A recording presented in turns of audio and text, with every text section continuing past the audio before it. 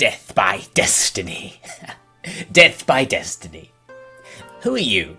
Who are you there? Did you know that you were to die today?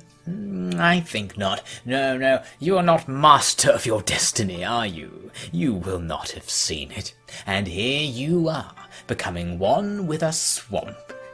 You should have been a Roman, you know. Romans see the future. Romans may converse with the gods as they please and learn all that they have in store. You are not so lucky. Let me tell you, little boy, about the cities I have conquered. Some were very far from here. Some, well, you can see the smoke on the horizon. I started in frozen mulch and now I'm in a burning sea of sand. How did I come so far? I didn't let people who couldn't see their destiny live. Or more, it's that I simply killed those the gods told me to kill and spared those the gods had use for.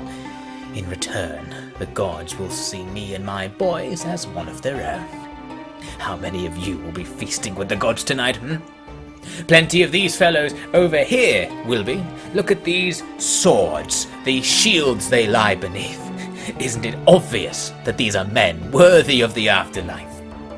Well, if you are so lucky as to make it, perhaps I will visit you again one day. But not today. How do I know not today? Well, were you listening at all? I know exactly when I will die. Exactly. No need to fear it, is there then? I wait for the gods to take me as a farmer waits for spring.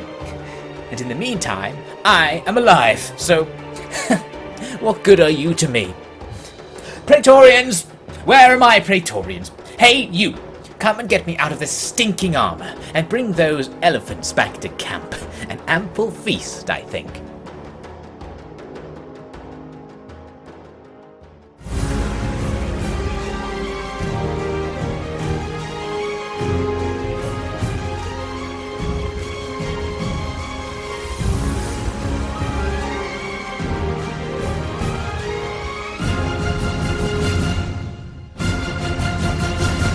Hello and welcome to episode 36 of Fields of Mars. Last time our invasion of Africa was cut very short indeed when our main force was intercepted and destroyed at sea. We lost our commander Pera and a very valuable army. Then Alexandria was put under siege by the Sassanids. Constans began to move to relieve that siege, but he was also attacked on the way, this time facing two Sassanid stacks. He was able to hold them off and defeat them despite taking moderate losses, and now he needs to prepare himself to go and actually relieve that siege after all. Now the results we're going to see here are actually the results of the second time I fought this battle. You might remember I said there was a technical difficulty and basically I ended up fighting this battle twice in a row and we got kind of the same result, so it doesn't really matter that I didn't show you the second time. It was basically a more boring version of the battle we did just see.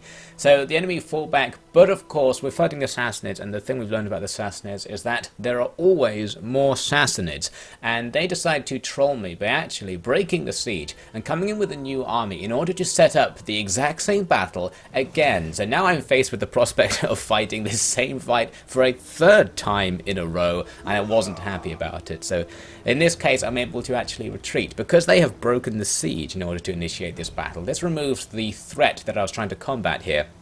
I was fighting them here to stop them from swarming Alexandria and attacking, but now that they don't have their siege weapons, they can't do that. So I just withdrew, and the Sassanids withdrew as well, apparently not really wanting to fight this anyway, and that was the end of that for now. We've also got a little attack going on over in Palmyra. There are various minor eastern states that are just marauding around the map, and very occasionally they actually bother to attack me. This army's been standing here for the better part of 10 to 20 years, and finally it comes in to fight. I'm not going to show this fight because this is the sort of settlement defense that is just quite easy to win, and we've seen a lot in this campaign. The only interesting element of it was that the enemy commander of their reinforcing army, some Celtic separatists, was very passive, let's say. He just stood there the whole battle and ended up extending the battle as I had to slowly bring forces out to try and kill him. You can see the AI is giving him movement orders, but I think it's just glitched and got stuck there. So I was trying to force them to attack this unit from the front so that I could quickly go into stationary testudo to get an additional bonus against cavalry, since the enemy cavalry are heavy. It's actually Praetorian cavalry of the Roman style, even though it's Celtic separatists for whatever reason. But no, it just didn't really happen. Eventually I had to just bring the whole army to to pile on them, and we won in the end. A nice tidy heroic victory. Will probably happen again, and happens all the time with rebels across the whole empire, and that's just stuff I cut out entirely. So now back to Constans. We've just got a bit of clearing up to do, basically. Since the Sassanids moved away that army that had just come in fresh, they now don't have all that much around Alexandria. So we'll kill this army that's right next to the city. It can't retreat very far, and we can move through the city to attack it, which basically doesn't use any movement points, so that's easy enough. And then I'm going to go back over to the east to attack the army standing just over the river, and I can actually bring the fleet in to help out with this fight. The problem here is that the enemy retreats, and they somehow retreat back past us onto our side of the river again, and then go and stand in the delta of the river, which costs a lot of movement points to walk through. So that's annoying. I'm now going to have to use basically the rest of the turn just going to hunt them down. Luckily I could just about reach them. The balance bar wasn't all that far in our favour this time, so I was a little bit worried about auto-resolving. So I'm just going to lay down a quick save there and go ahead with it anyway to see if it's not an absolute disaster. And in the end it was okay. We did actually lose a full unit of our cohort auxilia, which was a shame, but I am going to be building up Alexandria so we can re-recruit those units, so it's not the end of the world. We'll go ahead and just take that as a punishment for not actually fighting it ourselves. And although the enemy army wasn't defeated in that battle, they'll be wiped out because they just retreated and then lost the battle, and that deletes armies automatically. So now we're in the next turn, actually, after not much happened. We're going to move over to the west, where the Garamantians have been putting a lot of pressure on the Egyptian Romans, our ally state over here. I tried to attack their army, but it just ran away. And then I noticed something quite interesting. This thing in the sea is actually a fleet of transport ships. I thought it was a navy, but no, it is an army. And that means we can deploy our fleet of actual naval units to go and potentially attack it. I'm also noting that their army right now is in reinforcement range of the settlement, so I can attack it and get 5 extra bonus units in the fight from our ally. So noting all that, I decided we're going to go on the offensive against Garamantians. We're going to do the Egyptians a favour and just try and wipe out all this stuff, mainly because they might come for us next once they defeat Egypt, so we just want to put that off as much as possible.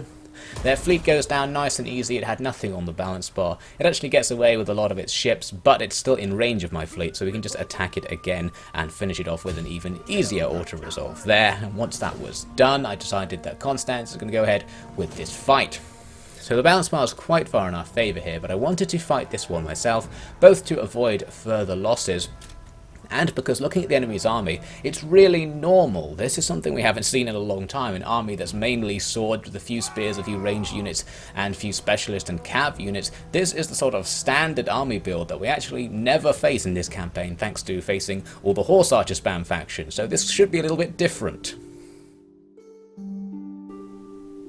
To compromise now is to compromise forever, gentlemen. We are already burdened with the fruit of Constantinus's loins as consul, and what good does that do us? Sir, you must know that a single tree can produce fruit of varying quality. Julianus is a stuffed pig of a man. Constans is a criminal by any rational account, but other greater men share their heritage. You speak of the bastard Uther. He hides in the bosom of the Iberians. He is not fit for Rome, and he surely knows it. So you say, so many say, but I speak in fact of Aurelianus. He was consul before. He is known to the people, and his crimes are easily forgiven on account of his displays of loyalty and valor. Displays he dedicates to Rome, not to himself or his family.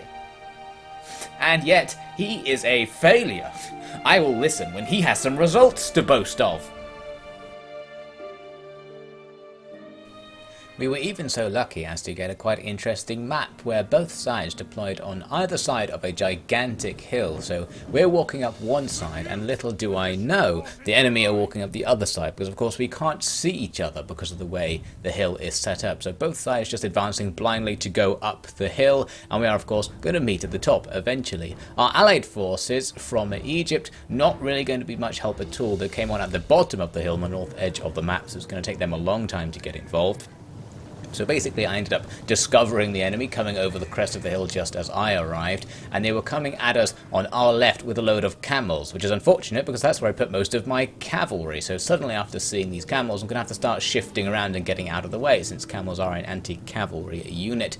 What I need to try and do is draw them onto my spears, who are now forming up on the left of my centre. So I'm just putting the cavalry in such a way that the camels chasing them end up walking into the spears by accident, and it seems to work out well enough in this case, although we will have to fight uphill. As for the other units, they kept chasing me, and I just sent units to basically run to the back of the map to try and draw those camels away from the fight entirely. Meanwhile, the ordinary battle that I look forward to is going to get started. We are skirmishing with the enemy and we're winning because our archers just have the edge on the enemy's lower number of inferior quality skirmisher units, and very quickly they start falling back. Our legionaries helped out as well by throwing javelins forward. Of course, since this time we are not in stationary testudo all day every day, we can use the Attila on the legionaries to fuller effect. So I'm having to reform slightly because the enemy are outflanking me on my left there, a little bit on the right, but they won't quite manage it thanks to my mercenary spears on the right flank will just about stop them. At the same time, we're still leading the enemy's cavalry around the back, and they're not bothering to rear attack us, which is very nice of them, just still kiting onto my cav. This will be the main problem in the actual melee fight here on our left, where the enemy are going to get a little bit of a downhill charge into my spears and a mix of my inferior sword units. So that's where our men will struggle. We need to send cavalry to go and sort that out. So that means we need to stop doing all this kiting ideally. A couple of the units actually stopped chasing us anyway and started coming for a rear attack, but I've turned my crossbows around to shoot backwards. Since they don't have much line of sight shooting forwards anyway, they might as well do this. And these camels just trotting into our rear basically get annihilated by a couple of volleys from crossbow fire, so that's all well and good. And we've also got basically cavalry acting as a rear guard to just stop anything coming in. This unit of spears is going to be sent off to our back left to try and stop these camel lancers. I thought that would go fine, since spears do have a bonus against camels as well as cavalry, but the camel lancers just ran right through our spear cohort and we lost most of the unit immediately. So it didn't really look like they had a particularly big charge or anything. I think just them running at all applies their full charge bonus. It's not quite as detailed as the lancing and charging mechanics from previous games, so that must explain why we lost everything there, because the camels aren't especially good in melee like some of the other heavier armoured camel cataphracts. Meanwhile, got some cavalry taking out the enemy's onagers, and other cav going to stop kiting those jav cav down there and come to hit the enemy's infantry with rear attacks. That's what we really need to win this fight, although we were winning already without it thanks to the strength of our melee troops. So we're going to annihilate these Palatine defectors, former Roman soldiers who have joined our various enemies after the decline of the old empires, who will now be regretting that decision as the new empire comes in to completely annihilate them. With these cavalry attacks, the bulk of the enemy's army can now just be neutralized by just rear attacking everything, getting routes going, and basically making it so our heavy infantry advantage will now finish the battle off for us. However, I wanted to take a look down here at the Egyptians to show you how they seem to be betraying us ever so slightly here, because not only are they going to be late to the battle just because it's a big hill to walk up, they're walking up it one step at a time and constantly halting there. So it seems they're doing everything they can to not help in this fight, which is not very nice considering that we are here fighting the Garamantians for them, or for their benefit at the very least. So that's a decisive victory for Constans. The Garamantian army mostly defeated there. A few units are going to get away. We can see here in the battle results that they lost the majority of their stuff, but a few units, even a few healthy units, actually escaping somehow at the end there, and their camel lancers are going to be still at large, so we'll have to keep an eye on them. You can see the main losses on our side were among those spearmen. A couple of other units who had to fight uphill struggled as well, but nothing too bad. We actually can't chase them down to finish them off, unfortunately, so for now I'm just going to come and stand next to Egypt's settlement so that if we get attacked again we'll still have those reinforcements for what they're worth, which right now is very little.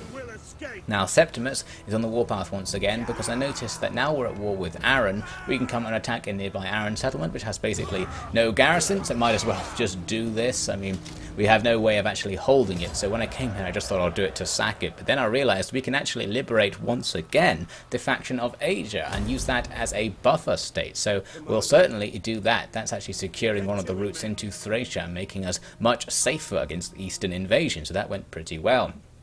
Now the Garamantian army that we just defeated gets a new commander and starts heading towards our inner territories down in Egypt, so going through the desert routes which we don't really want to traverse ourselves due to attrition, and we're just going to have to leave them to it. Our garrison there should be enough to stop them, since we need to worry about the fact that there are lots of armies coming in from the east. We've got Lakhmids and Sassanids who seem to be slowly converging on Alexandria, so I'm going to move Constans to try and stop them.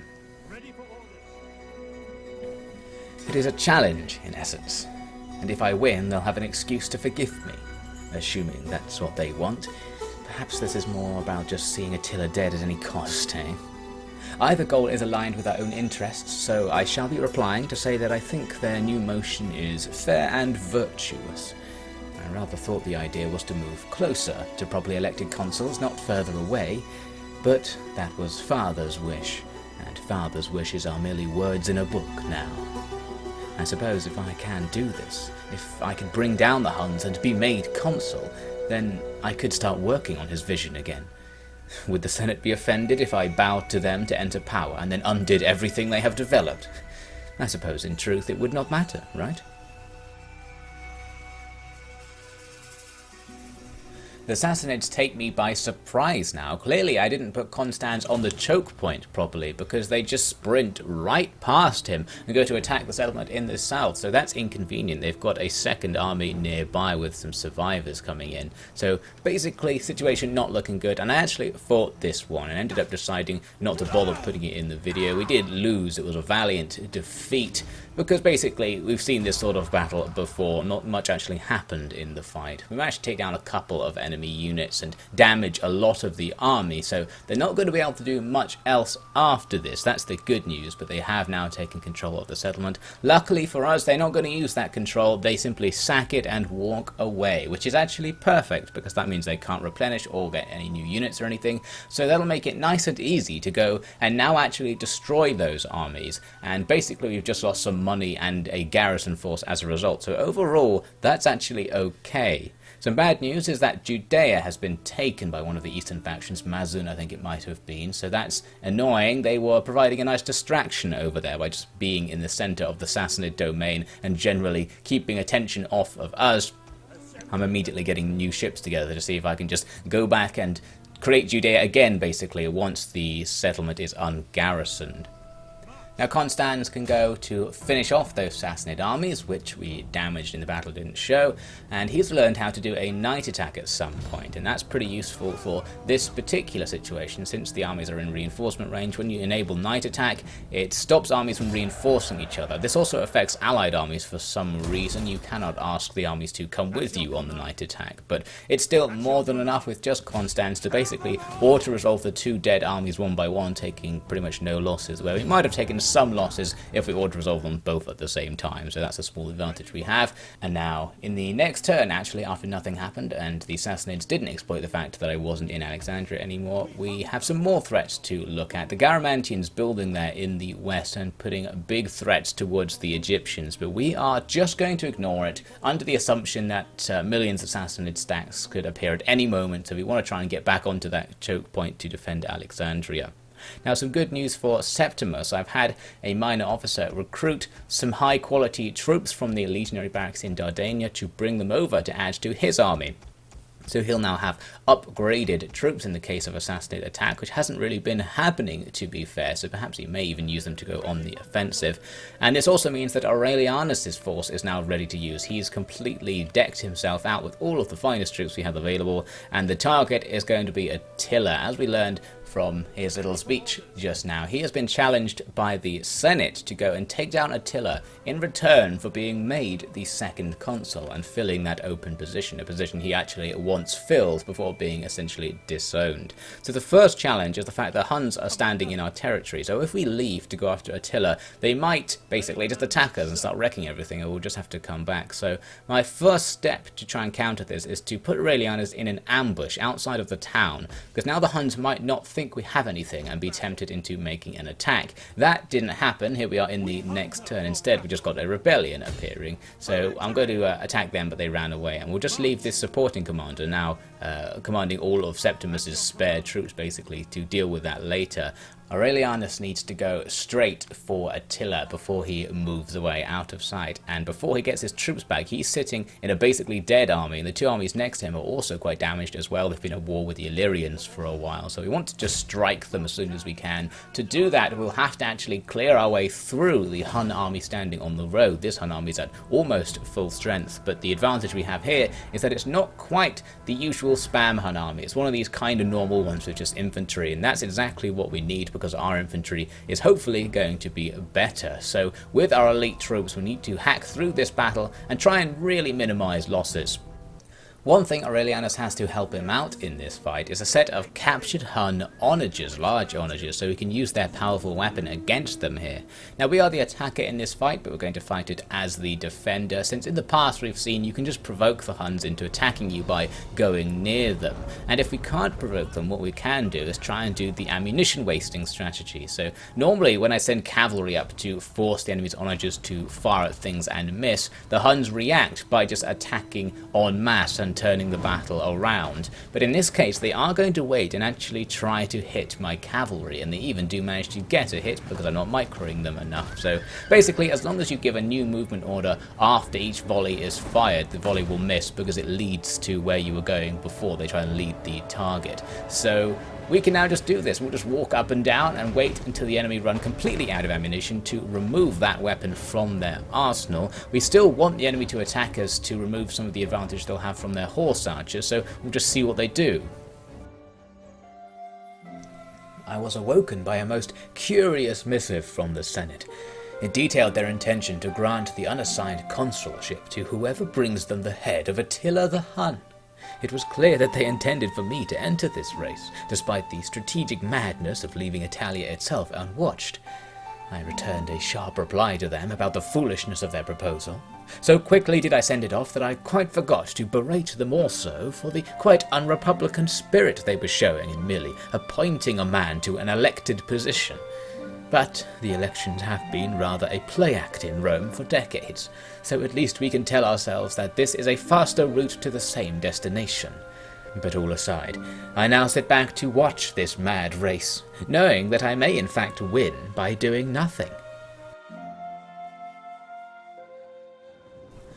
Once they ran out of ammo, the Huns just started walking towards us. I guess they realized we have a ranged advantage and wanted to attack us, and that ranged advantage, of course, comes from our large onagers, which now I'm going to get to play with, using the explosive rounds to extreme effect. Believe it or not, I've never used this unit, never actually seen the explosive rounds before this campaign, and now I see that they are extremely powerful. They have similar effects to weapons in Total War Warhammer, where they send everyone flying, with the difference that it actually kills them. In Warhammer they would just get back up after such an attack. So that makes things like this extremely deadly, the floor being covered in the gore of the enemy force as it advances, and believe it or not, we actually killed about a quarter of the enemy's total army before the battle started with the attacks from this one unit. Easily the most powerful unit we've had in the campaign so far. A few cavalry units here and there attacking routing units have managed to rack up that many kills on their own in places, but this was an unexpected boom that has suddenly made life much easier. Eventually, of course, they are going to get close enough to actually start the fighting. Their horse archers getting to work against our stationary testudo, so that will do nothing as long as the testudo is behaving itself today. The infantry going to be a bit slower to make their attack since they are lagging behind, and of course that's just more opportunities to send them flying with the absolutely insane onager attacks. I think large onagers are far too accurate considering how powerful they actually are. But anyway, they're coming in for a cavalry attack on our left flank, but I had some javelins facing off to the side who hit some of the enemy's cav. Then they start charging up towards my cav, who are far superior in number and can downhill charge into the enemy. The enemy turns round, so we actually rear attack them, and basically they are wiped out in moments. Around the same time, the enemy's infantry are now finally arriving through this heavy artillery barrage to reach our front line. Curiously, this unit of spears manages to just walk right into our testudo, and it just breaks up immediately, so that didn't go exactly as hoped. I'm not sure if that's going to apply any sort of flanking bonus to our own troops there or anything. Most of the enemy's units, though, just blobbing up and attacking one of mine, as the Attila AI often does, a classic problem. Normally we would just outflank them and destroy them instantly, but because there are archers and horse archers at the back, We don't want to be outflanking the enemy because we'd be turning our own flanks towards those deadly ranged units. The AI is being a little bit nice to me though by attacking my spears with its heavy melee cavalry, so that'll make things nice and easy for us to take them out. Plus their general rushing into melee, that's exactly what we need. And the fact they have all these ranged units back here does provide us at least something to shoot at with the last of the ammunition of the large archers without shooting danger close into our own lines to try and kill melee troops. They are kind of spaced apart, so it's not going to do as much. One thing I noticed is that the enemy weren't really firing because the hillside's particular angles seem to be blocking their line of sight, so that was nice. We've also got our ballistas who are going to be firing at the enemy's small groups of horse archers. Since they don't have all that many horse archers, there's actually a hope that we can take them out with our own ranged units in a fight like this, so that's quite nice. Now, after a while, I just sent in some cavalry to rear attack the main blob of the enemy's army that had formed. You can see from the balance bar, even before this attack, it looked like we were going to win. But with the enemy's general in here, now sandwiched between our heavy infantry and our heavy cavalry, they're going to be in trouble. Pretty soon the general's unit just shatters, the general dies at around the same time, and we see other infantry units now fleeing as a result of that. That balance bar now shifting even more into our favour. Just a matter of clearing things up at this stage. I did manage to hit some of my own cavalry with the large onagers there by not realizing they were targeting a unit I was also targeting in melee, but oh well. Soon enough, the rest of the enemy's army just gives up because they're about to be surrounded and destroyed anyway. It's a decisive victory. That was a battle against the Huns that basically had everything go correctly. All the tactics to counter the advantages the Huns have seem to actually get pulled off and work as intended with no random problems arising. Perfect, really. So you can see the damage to our army, though not nothing, isn't anything substantial. The enemy army basically wrecked by that fight. Plus, we're going to get some replenishment from the take-on warriors option, so our army is still perfectly able to fight another battle after that, which is exactly what we need because we want to go after Attila.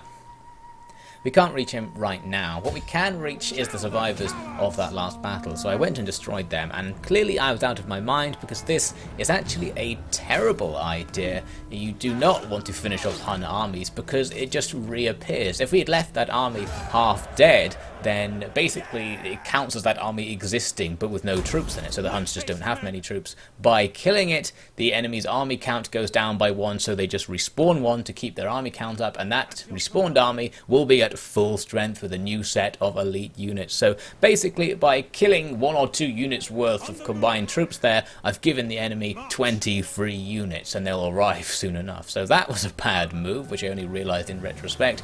For now though, we're just going to bunker down next to the Illyrians and see if we can get an opportunity to go after Attila and take him down.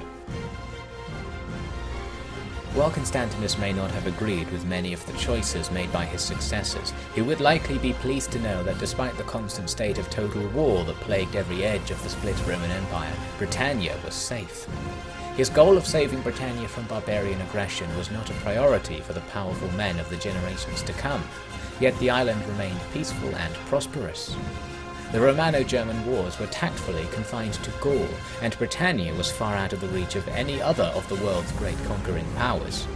It had become so unimportant that the concept of Britannian Rome was no longer considered. It was merely a province of Greater Rome, just as it had been for hundreds of years prior.